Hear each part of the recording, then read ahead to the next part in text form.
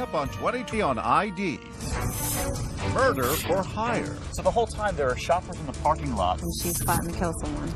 Murder for hire in America. On your lunch break.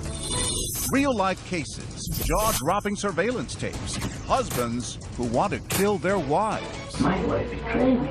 The suburban soccer mom who wants the other woman wiped off the earth. A horrible, horrible car accident and mangled up. But here's the real secret. The hitmen they're hiring are undercover federal agents. So as you sit down with 2020, how many of you are in disguise? They take us inside the elaborate plots, the makeup, the fake murders in the woods. And when these would-be killers get what they think they paid for, dead spouses, watch them smile. Stop. What they really get is busted. She says to you she feels like she's living a Lifetime movie. Yes. Now she's living a 2020. And you'll see it all go down. Murder for hire.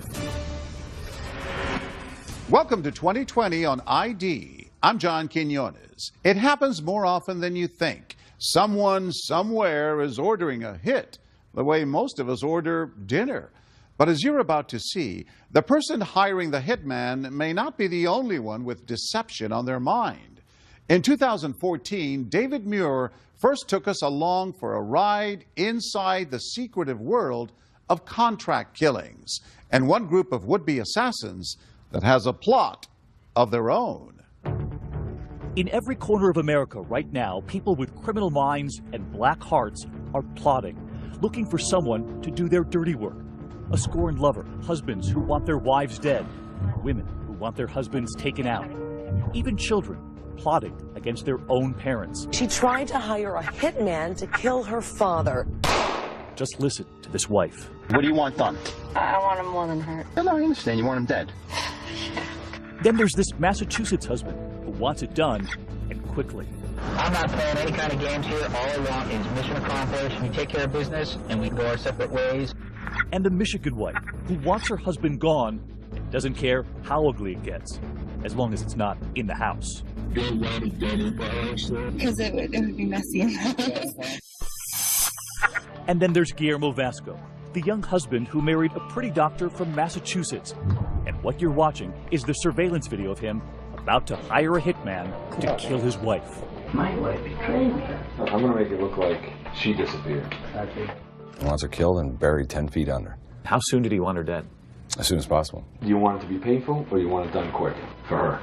It's your money. Yeah, okay. Ken is the hitman hired by Guillermo. He's not the only one coming forward. A group of his comrades, all men hired to kill, boarding planes, getting into their cars, and on their way to sit down with 2020. But these men all have a secret. They're undercover federal agents with the ATF, posing as hitmen. They meet us at ATF headquarters in Washington, D.C., where we have makeup artists waiting. Have you ever had your makeup done before? Just this morning. That's okay. We fix it. They sit down to have their appearances completely changed. I'm feeling my feminine side coming out now. Oh, there's nothing feminine about the brows I'm about to give you. You're not gonna want to wear that out tonight. Prosthetic noses, cheeks, facial hair. The disguise is the only way they can truly reveal what it is they do. Jean Marie Laskus knows the stakes. She's reported on their hidden world for GQ. This is really extreme cop work, heroic cop work that the public does not know about. You got 30 minutes. Our clock rolls, and after more than 3 hours, they're ready. And we have never seen an entrance quite like this. Walking in to sit down with us. Gentlemen, good to see you. Good to see you. Welcome. It's nice to meet you. The agents offer up first names only. Jose. Yes. And? I'm Lenny. Lenny, your real name? Real name. Ken. Ken, your real name? Yes. Your real hair? No. So just show of hands, how many of you are in a disguise today? All but one in disguise. Lenny, the only one no longer working undercover. Their appearances so transformed, so over the top, even these hardened agents are humored. I mean, when you look in the mirror with that getup, does it shock even you? Yes. Yes. But those are the stakes. Right. Did any of you send a photograph to your wife? I sent a photograph. You did? Yes. One agent tried to FaceTime with his wife and baby boy, right before our interview. He had this crazy look on his face, like he didn't know who I was. Who's my daddy? Right, exactly. Yeah. As for Ken's wife, She said I was a cross between a biker and a lion. and while these disguises may look comical, the very real danger these men face is no laughing matter. Because you'll be back on the street tomorrow. Yes. What do they want in a good hitman? Well, someone's going to carry out the job. Someone more ruthless than them. Exactly. You know, just like you'd go to find a plumber to come to your house and fix a pipe, they're looking for an expert to take care of their problem. And these are dark people. These are dark-hearted people. But how do you find a hitman? I mean, you're not in the yellow pages. There's no phone number, no post on Craigslist. It's a business, like so many others, that thrives on referrals. Which brings us back to that husband, Guillermo Vasco, who, while behind bars, started asking around for a good hitman to kill his beautiful wife. But instead of wanting her killed quickly, Guillermo now tells Ken this. Slowly, and he wants her to suffer. He says that? Yes. And why? It turns out Guillermo Vasco came all the way from Ecuador to America to marry that wife, a Massachusetts doctor he'd met while she was visiting his country. They would have a baby together. But authorities say when the wife started to see behavior that worried her and wanted out of the marriage for good, he showed up at the door to win her back. So when she says, we're not getting back together... He kneeled down in front of her and out of nowhere took a piece of duct tape and put it right over her mouth and had a knife. And he said, you have to listen to me. Sergeant Sheila McDade says he attacks her, their 2-month-old baby, right there. He had a 5-gallon can of gasoline with him. And he said, this house is where all our problems started, and this house is where it's going to end. We're all going to die. We're going to go to heaven today. She wasn't supposed to get out of there alive. They were going to die that day. But she breaks free and escapes with her baby. Guillermo is arrested. Now sitting in prison a year after that arrest, and he is still working to kill her. She thought it was behind her, though, didn't she? Yeah, she thought that he's going to be put away for a long period of time. It's over, and here it is. You know, she can't escape it. You know, this guy's behind bars, and he's still trying to come at her. But when asking around for a good hitman, Guillermo makes a critical mistake, asking another inmate who turns out to be a snitch, tipping off authorities with the ATF. How do you get wind that he wants to hire this hitman? I had a confidential informant in the jail. Someone provided reliable information in the past for us. Initially, he wanted both the wife and the infant daughter killed. We developed a plan that we're going to have an undercover special agent pose as a hitman and go into the jail and meet with Vasco one-on-one, face-to-face. And that hitman is Ken, wearing a hidden camera sitting right across the table from Guillermo, as that husband pulls out a letter he'd written using a special code in case it ended up in the wrong hands. He talks about his wife as a... dog. And the infant as a... puppy. So he's talking about his family as a couple of dogs. Yes, exactly. And he says the old dog... It's too old, won't be able to make the trip. Our friends and their dog, Nikki, we take this trip down there. Nikki is very old and she's sick. She wants to buy this trip. No, this is my wife. Okay. Okay, right. So we need to put her to sleep. And that's code for... Kill my wife. Kill my wife. Yeah. And incredibly listen, as he offers instructions right down to how he wants her buried. If we can bury her out of Massachusetts, we'll be just perfect. Yeah, you know, it'll probably go north. Yeah. Because Maine, not many people up there. Lots of woods. Just make sure that be more than 10 feet down. So she doesn't show up again. And do not forget the cement. As long as I make her go away and she's not going to show up again. Do you really want her in cement? To keep her down? Yeah. When somebody hires a hitman, they're looking for someone who's going to encourage the job, go along with it. Yes. If they say, you know, I want them, you know, the throat slit and buried over here, you get that conversation, you may throw out another idea, like, well, what do you think about this? You know, I'm a hitman, I have to have ideas. What do you think about putting her in the water, though? In the water, they disappear. You load her into those drums, you know, weight them down, get them down, they get eaten. There's not much left. I think I like that idea. Done. She'll be killed in the woods, stuffed into an old drum, and dumped at sea. Watch as the husband goes over pictures of the wife's house, where she's now raising their baby. And then he pulls out his own hand-drawn floor plan to help the hitman. And now, the money. What does he offer you? He offers me a rare coin collection, that he said was worth thousands of dollars. And this whole thing's being recorded? Yes. Outside those prison walls, Agent Matt O'Shaughnessy hears the plot, the payment, but it turns out he wants more. So you're about to take this much further? Yes. You won't believe who they're about to enlist for help. You approach his wife. To put her husband away for good. She wanted to nail her husband. She did. What they're about to do with that wife in the middle of the woods. You have got to see this when we come back.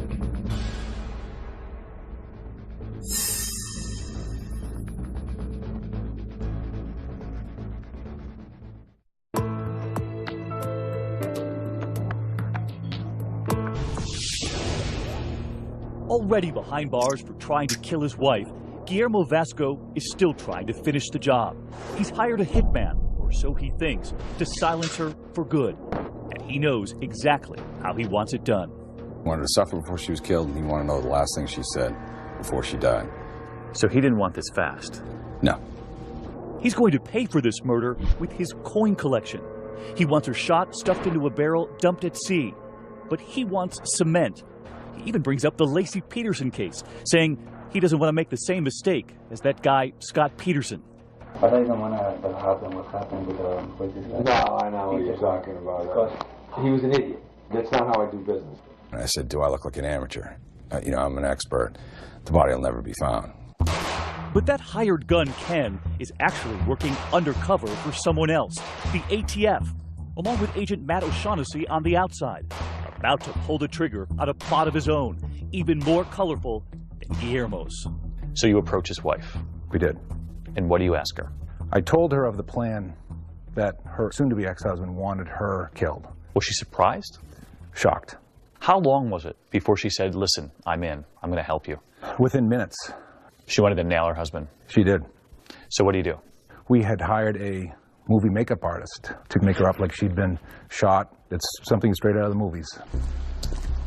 So we go to the very same apartment in this quiet Massachusetts suburb where the police have a small field office.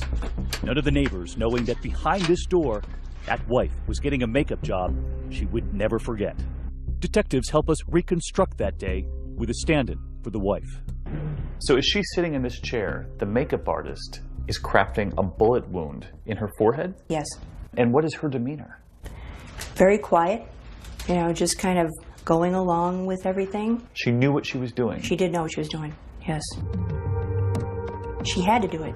She really had no choice. For the safety of herself and her child, she knew that she had to do it. With a lifelike bullet wound right in her forehead, fake bruises and scratches on her hands, Mrs. Vasco and Sergeant McDade drive to the woods for a scene straight out of a horror movie. Mrs. Vasco looking so graphic, they have her cover herself with a hood, afraid they would frighten the other drivers. She wore a hood Yeah. to cover up the makeup while you were driving. Yeah. Because people who looked in the car would think you're just beating her. Remember, Guillermo wants his wife murdered deep in the woods, which is right where they're headed. We came down here and walked down this path. So this was the area you had selected? Yes. So you bring her out here and you ask her to do what? Well, she was asked to lay in different positions. Again, they help us reconstruct the scene with that stand-in. To make it look like there had been a struggle. You actually took her shoe off? Yes. And mixed her in with the leaves? Mixed her in. And then she laid there and had her picture taken as if she had been killed. It was the performance of her life, but in the end, too close to home. Right when it was all done, she just let go, and she cried, and really she just released every emotion. And it's not over yet. Now armed with those grisly photos of a dead wife, it's time for Ken to go undercover again as the hitman. So you've got these photographs now, and you're headed back to the jail. How realistic do these images look to you? Very realistic. I mean, it looks like this person was tortured, beaten, and murdered. Ken is now back at that prison, about to show Guillermo what he's done. And when you show those images to him? I tell him, well, listen, you know, it's done. And here it is. And I slide a picture across the table and show it to him. And just watch right here, the smile beginning to appear on Guillermo's face. This sick grin comes across his face. No remorse, no nothing. It was just pure evil. It really was. It was joy and evil in his face. At the satisfaction knowing that she was dead. What did he say? He wanted to know that I let her know that this was for Guillermo. He wanted you to say that? Yes. This is for Guillermo? Yes. And I told him that's exactly what I did. And take a closer look right here as that husband casually looks at the photos of his dead wife. At one point, we hear him ask about the hole in her head. That 22 hole. Okay. How do you like to work? Speechless. He wanted to know if that was a bullet wound. Yes. He nodded in approval. That you'd shot her in the head? Yes. Okay, so this is a good day for you. Yeah. Okay. Well, Everything's moving forward. Thank you. I made sure she realized it was from you. Thank you. And you got me now, my friendship. He said, you give him undying respect and loyalty for what you had done. So there was no question he was pleased? No question whatsoever. He thought his plan was carried out? Yes. Armed with everything they need, the undercover team about to return to that prison with their own surprise for Guillermo. Oh, good seeing you, man. At first, telling him his wife has disappeared. He denied any knowledge of where she could be. Was he concerned at all that his wife was missing? No. He didn't show any emotion towards it. He kept saying he didn't do it, he didn't know what they were talking about, and so they decided to bring me in. And when you walked into that room with your badge hanging around your neck?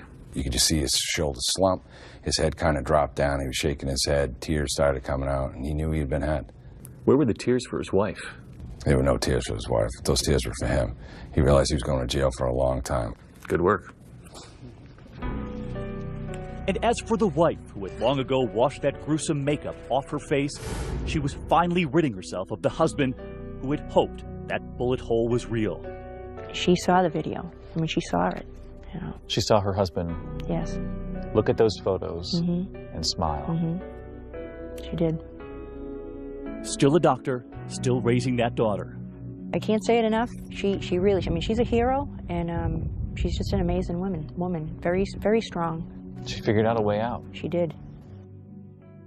Guillermo Vasco was sentenced to 20 years for the attempted hit on his wife and daughter, plus an additional 7 to 9 years for the original assault. The Vascos later divorced, and as of 2015, both mother and daughter are doing well. When we come back, a New Jersey soccer mom and the other woman in her sights. I think she's like 30 years old. She's got 2 kids. Shopping for a lot more than just groceries. I will be happiest when this woman is dead and buried and 6 feet up. But can undercover agents seal this deal? She's looking around, looking for cameras. Like all of a sudden cars are all over. If I get arrested, I'll lose my job. When we come back.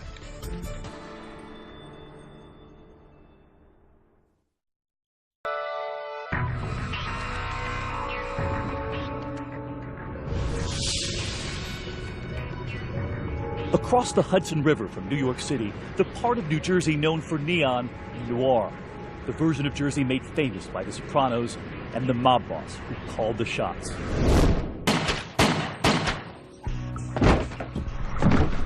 But the plot we're tracking tonight is about to play out in broad daylight with a much different boss calling the shots.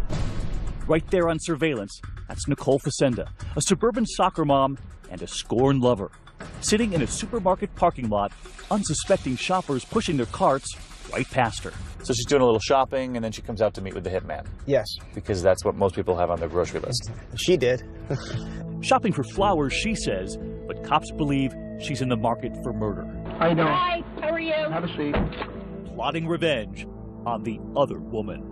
So what can get done? You could just make her disappear. You could, what can get done? When you say disappear, like you want her out of this state, or you want to, you know? Like, so you're saying you could just go break her legs, or you could go do anything. And who is she trying to hire? You'll remember our hitmen, who are in fact undercover federal agents, who've agreed to sit down with us as a group. But to do it, they spend hours getting disguised. Among them, an agent we're calling Jose, covered in a sort of goo before he gets a brand new appearance. They make a mold, and from there, they build new features for his face. There we go. The same agent who would sit in that car with that scorned lover. I don't want to keep beating around the bush, but as I said, hurt or dead, either or. And it turns out, it's not just her first time ordering up a hit. This is his first time as the hitman. And he takes us to where it all began, We rigged the car to avoid showing his face. How did she get to this point that she wanted to kill another woman? She was angered at the fact that he was leaving her, and she wanted her dead because she wanted to get back at him. Nicole's bad breakup, smiling here with that limo driver boyfriend, but that boyfriend with a double life. A few exits down the parkway, he has another girlfriend named Jennifer, a nurse. And it turns out, another family. 2 children with her. She's just a bitch who's been involved. I think she's like 30 years old. She's got 2 kids. You don't want to hear the whole. But she wants the boyfriend to live. She wants him to live because she wants him to grieve. She wants to watch him suffer. Yes. Nicole in the lonesome corner of a love triangle. And nobody puts Nicole in a corner. A little grocery shopping, a little homicide. Just the cure for a broken heart. I've played every scenario through my head a million times. Do I want the car to go off the highway? Do I want someone to just come up and take her out? Do I want me to go into the house with my silencer and take them all out? Like, I go to sleep every night thinking. She goes to sleep at night wrestling with how to murder the other woman. But wide awake, just a few cars away in that supermarket parking lot, federal agents listening to her every word. Among them, Agent Angela Mullins. So she has no idea that as she's talking to the hitman, you're right here in the same parking lot listening to the whole thing. No clue. And what are you listening for? To show that she wants to carry this through. So you're listening to make sure that she really wants to kill this guy. Absolutely. For days, every secret meeting, every phone call, every text message intercepted. And all of it given to 2020. So the whole time there are shoppers in the parking lot and there's a murder being planned. And she's plotting to kill someone. Murder for hire in America. On your lunch break. But nothing in that car is what it seems. The guy in the backseat right there is the man who introduces Nicole to the hitman. So she's thinking of the darkest person in her life, the person who might know a hitman out there. Yes. Ironically, the guy she relies on for help is a relative of her ex-boyfriend. And she asks him what? She asked him if he knew someone that is willing to kill someone for her. He knows right where to find her a hitman, because what she doesn't know is that he's long been an undercover informant for the feds. You just tell him the scenario, and he'll get it done. No que sera. What's going through your mind when the person across from you wants someone killed? You just wanted to yell at her. What's wrong with you? You have to sit there with your poker face and, okay, this is what you want done. This is what I'm going to do. Suddenly, the first test for that first-time hitman. She thinks he looks more like a cop than a killer. She told me I didn't look like a hitman. So my question to her was, what's a hitman look like? You look like one today. Yeah, today too. Nicole appearing very nervous, leaning far away from Jose. Only her hand in view at this point, and Jose tries to reassure her. Okay, I think you had a problem with somebody, and I'm here to take care of your problem. But what is it you want me to do with your problem? Okay, I don't know, fix my problem, I guess. How do I fix your problem? You tell me what you want me to do, and I can see to it that it gets taken care of. But how is it going to get taken care of? How do you want it to get? That's why I'm here. And watch right here as Jose is about to be interrupted. Soon, looking down at his phone. She's going to do something to you, so you want to do something to her in return? He's reading a text, and it's actually help from those agents listening from a nearby car, now coaching him. But listen to how he explains it to that suburban soccer mom, saying it's just his friends texting. Ask him to go for beer. And we listen in as Jose goes down his mental checklist, right here offering the standard hitman disclaimer, her out. You got to be serious about you know what I mean? Because once it's done, there's no turning back. You understand that? And while Nicole may be new to this life of crime, she's a quick study.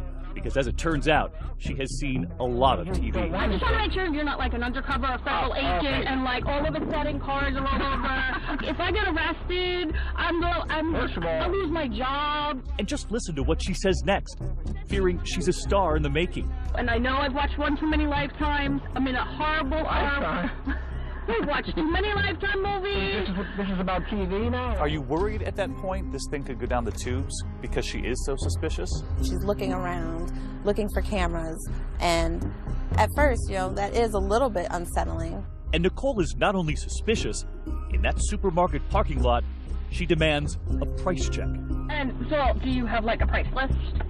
If you want it there, it's going to be 5 up front, 5 at the end once it's completed. That's it? 10? Yeah, you need 10. She thought my price was too low. She thought you were a cheap hitman. Yes, she actually did. She raised the money. It's funny. You guys got to talk about your rates. I know, really. Watch as Nicole leaves the car with a smile on her face, laughing after the deal she got at the supermarket. When we come back, you'll hear from the soccer mom, now describing exactly what she wants done, stunning even the agents. I want to go piss on her grave. I want to go to her funeral and spit in the gas tank. And then the most critical moment of all, and suddenly she's missing. And you're waiting, and you're waiting, and she's not here. Agents fearing, has she done something on her own? What happens when we come back?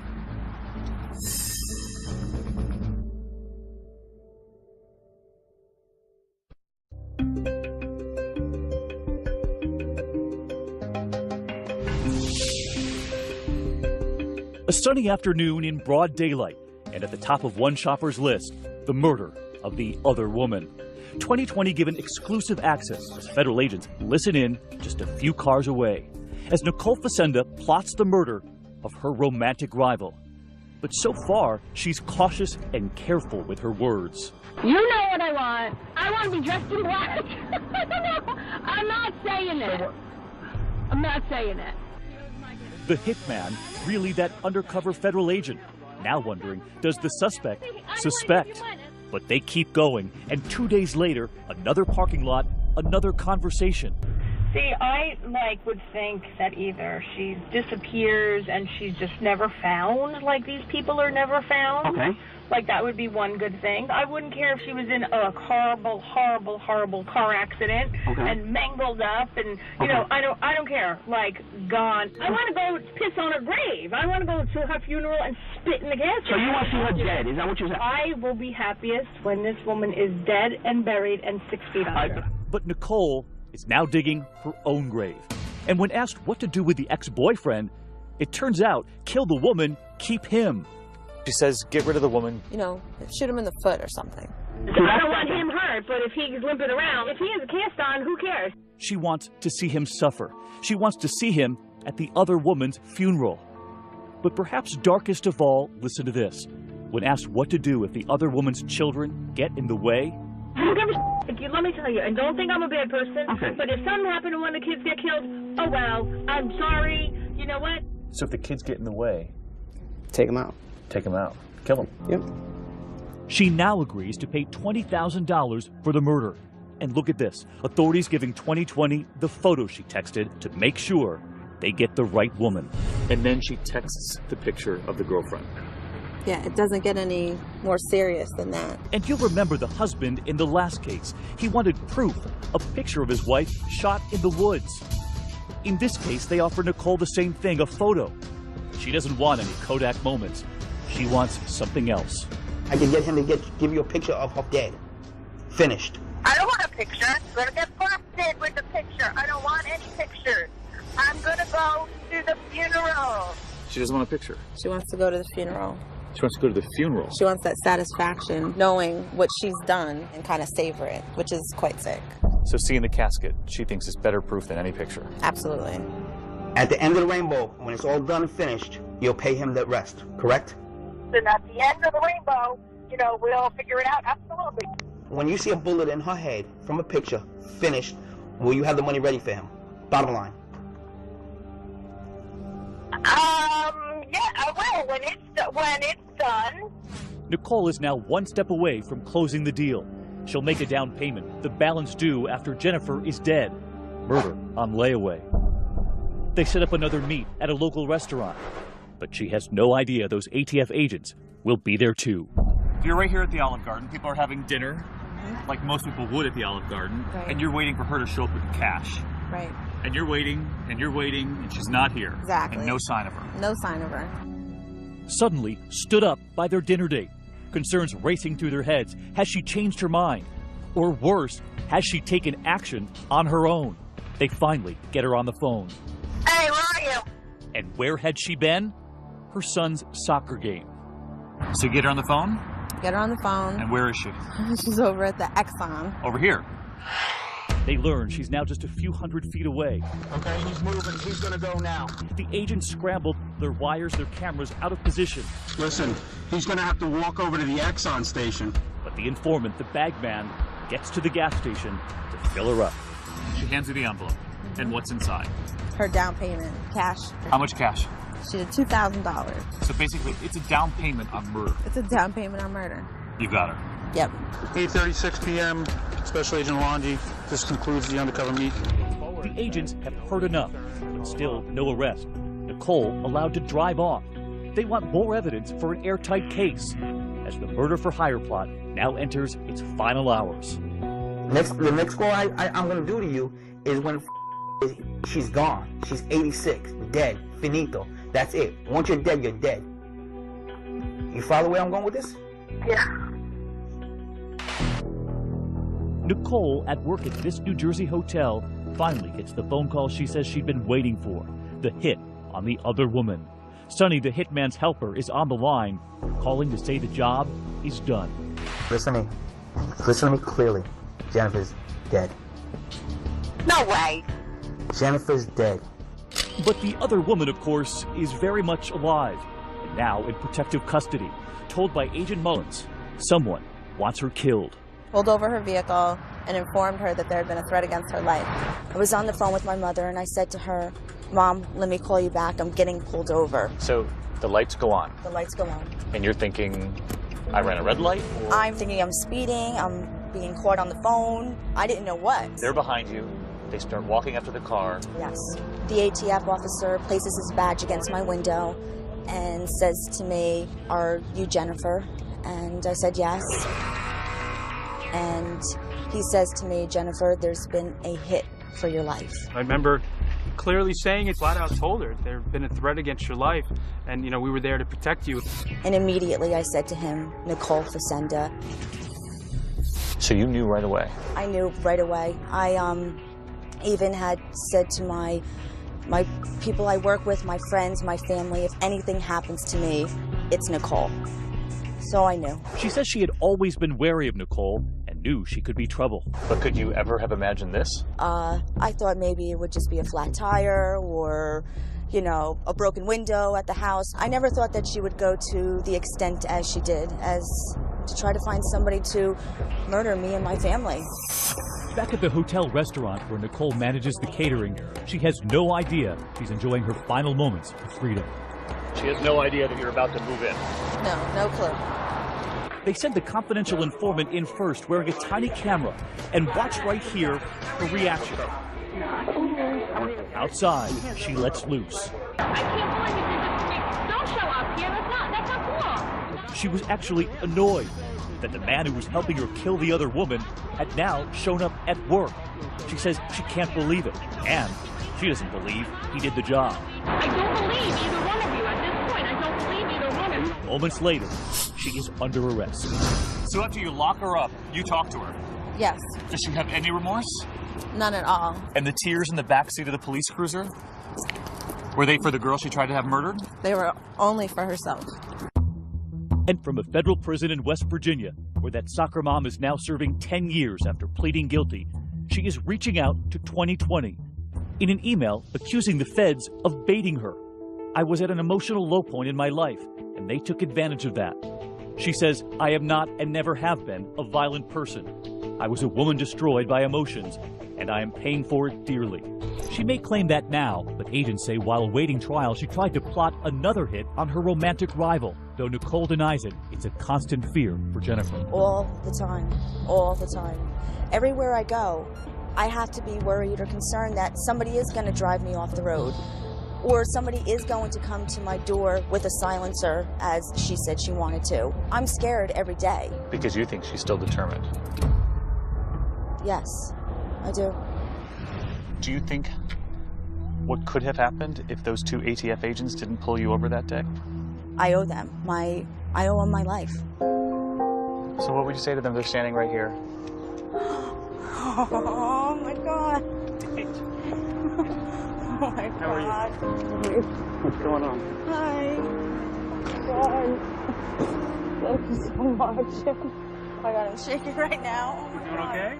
Jennifer has had a lot of surprises through this ordeal, but we had arranged one last one, a much happier one. ATF agents Alongi and Mullins, right there in that parking lot. They're the ones who pulled her over that day and saved her. Thank you so much, guys. Oh my God.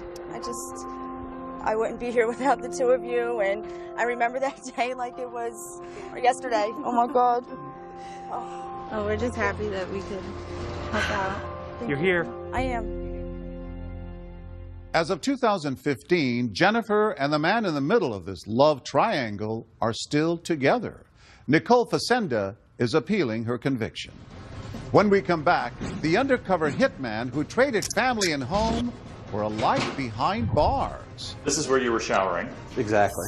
But when the lights go out and the security cameras go down, it could be his life on the line. So I'm in here without cover, without any backup. Stay with us.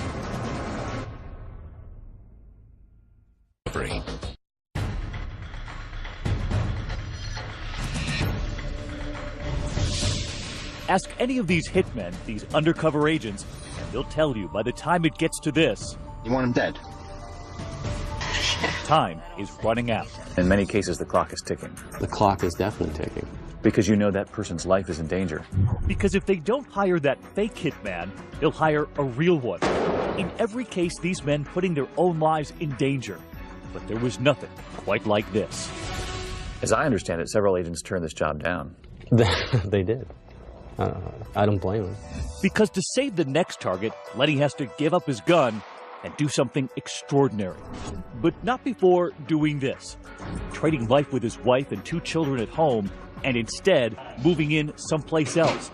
The Warren County lockup in Eastern Virginia, posing as an inmate. His new home overcrowded and filled with criminals. Murder, rape, robbery, arson. And all of a sudden you're in prison with all these guys. All of a sudden I'm in prison. You were prepared to be there for how long? Months. And here's why, the moment that started it all. Look in the driver's seat right there, a drug dealer about to be busted. Alright, got a white SUV on location. That's him. The person getting in on the other side, a federal informant, Dave Jackson, who was buying drugs and helping the feds nab the bad guy. Alright, by the time you get back, I'll be calling you. The drug dealer is arrested, and now behind bars, he is fuming. He wants that snitch in the passenger seat wiped off the earth. If he can get the federal informant killed, then he's scot-free. He's scot-free. He gets out of jail. But the bad guy needs a hitman to get the job done. And when the feds hear that that drug dealer, now behind bars, is asking other inmates, does anyone know a hitman? That's when they decide to send Lenny in as a fake inmate, a fake hitman. And just look at the photo we brought to our interview. So this is Lenny, huh? That is me. They laugh, but most wouldn't if they ran into someone who looked like this. His beard grown, wearing shackles, and wearing his new wardrobe. Just one of his new uniforms. Here, in his orange jumpsuit. And posing as a hitman now, serving some time, but about to go free. The story is, he'll soon be available to kill again. Lenny will never forget what the guards did to him moments after that door slammed shut. Because remember, even the guards don't know Lenny is not a criminal. As we were getting ready to do the strip search, that's when I thought, I didn't think this through. I didn't think this through. You didn't sign up for that. Yeah, I was like, I did not think this one through. 2020 going behind those walls, through the locked doors, straight to the cells, where Lenny was thrown in with the criminals. Do you still remember the moment you walked into this place? Yes, I do. What was going through your mind? As soon as that door closed behind me, I was in it to win it at that point. You booked him. I did book him. I mean, he was just normal. He was normal. A normal criminal. There is no bed for Lenny, and he has to steal a bunk from another inmate. So you had 40 or 50 inmates sharing the space with you? Exactly. You can hear the inmates just over the wall here. You had to find your own bed? Yeah, I just had to displace somebody else and take their bed to make it mine. Displace somebody else? Right. I wanted to put on the aura of I'm a dangerous guy. I'm not someone to be messed with. And remember, Lenny is here because that drug dealer, somewhere in here, wants to hire a hitman. But Lenny knows in order to nab him, he must now live the life of an inmate. This is where you were showering? Exactly. So just give me an idea of where you're going to the bathroom. I'm using a communal toilet like this one right here. The toilet is right here on camera? Right there on camera. In front of everyone, including the security guards watching on surveillance. Inside, we see some of the inmates have calendars scratched on the wall, crossing off the days until freedom. The whole time, Lenny wondering when his freedom will come. You're hoping you're not going to end up the little spoon in a weird situation. That's a metaphor. Yeah, it's a metaphor. But his worries soon replaced with adrenaline, because word comes that the bad guy, the drug dealer J.R. Hackley, now knows there's a hitman behind bars right there with him. And just listen to what he's been told about that hitman. This guy's got bodies hanging on him. This guy's got bodies hanging on him means means I've killed people in the past. And Hackley says? Hackley immediately contacts me. And what does he say? I need this guy taken out. Like, what do you mean by taken out? I need him gone forever. I need him, eliminated. And you're thinking?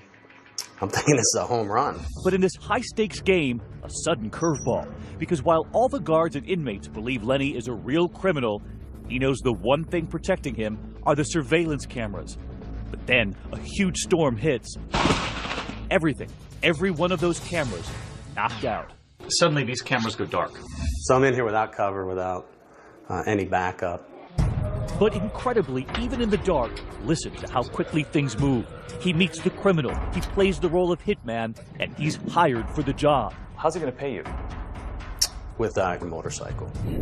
Within hours, the cover team now gets him out.